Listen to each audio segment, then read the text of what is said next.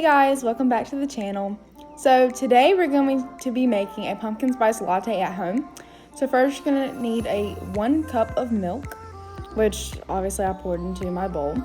Second, you're going to need 1 tablespoon, or I think it's actually 2, of pumpkin puree.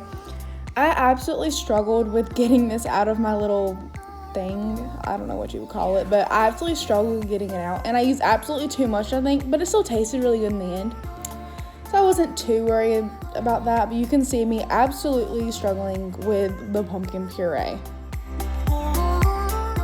Alright guys, so your next step is going to be doing 1 tablespoon of sugar, which was obviously pretty easy.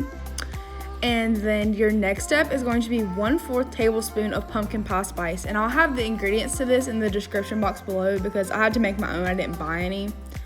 But your next step after this is going to be 1/4 tablespoon of vanilla, which I kind of struggled with doing exactly 1/4 because my measurement thing didn't have 1/4 on it. So I just kind of guessed, and when I went to pour it back in the bottle, I made a mess. But it's okay. Anyway, I had to clean it up. But anyway, so next you're going to stir it up as best as possible because you're going to be microwaving this. And you're going to have something on top of it, but you want all of your ingredients stirred up as nicely as possible. Next, you're going to be using, I just use press and seal. It says plastic wrap, so it's the same thing. Place it over it, and then I took a toothpick, actually, because I didn't know what else to do it with. I took a toothpick and just poked little holes in the top of the saran wrap so it would be able to vent and it wouldn't like blow up or anything in the microwave. So next I put it in the microwave for about 1.5 minutes actually. It says 1 to 2 minutes, so I figured that would be pretty good for heating it up. So next, after you get it out of the microwave, you're gonna wanna take off your saran wrap. Be careful because the inside will be hot and there will be like juice and stuff on top. Obviously it was hot because I was shaking my hands, but just be careful balling it up and make sure you throw it away afterwards. So next you're going to whisk together your mixture that you've already microwaved in the microwave. And it says to do it for 30 seconds, but I actually did it longer. I mean, I probably shouldn't have. It doesn't really make a difference as long as it's kind of foamy.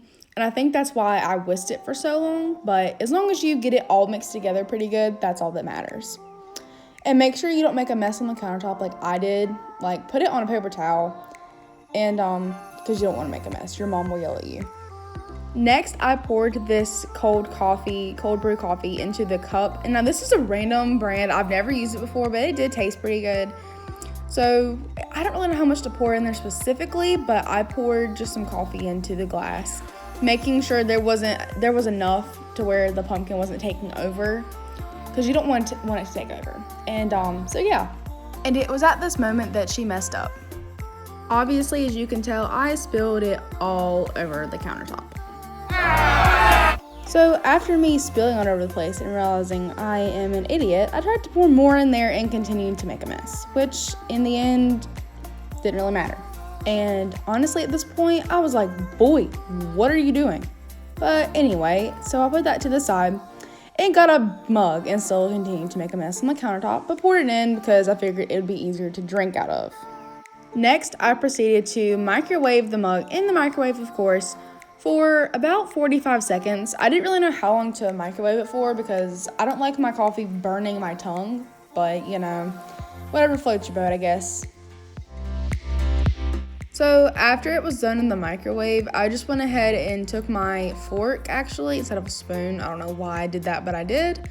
And continued to stir it just because I wanted to make sure that all of the ingredients were mixed together in case there was any like grainy bits in it. And next, of course, I cannot drink coffee without whip on top, so I used the fat-free Ready Whip, and it was pretty good. I mean, I kind of wish I had the original. There's not much of a difference, but your girl likes a lot of whipped cream on top of her coffee. Next, I took some of my homemade pumpkin pie spice and just drizzled that on top for some extra flavor, just because I love my spices. And next, of course, it was time to taste it. And when I tasted this, honestly, I was so proud of myself because I've never actually made my own coffee before.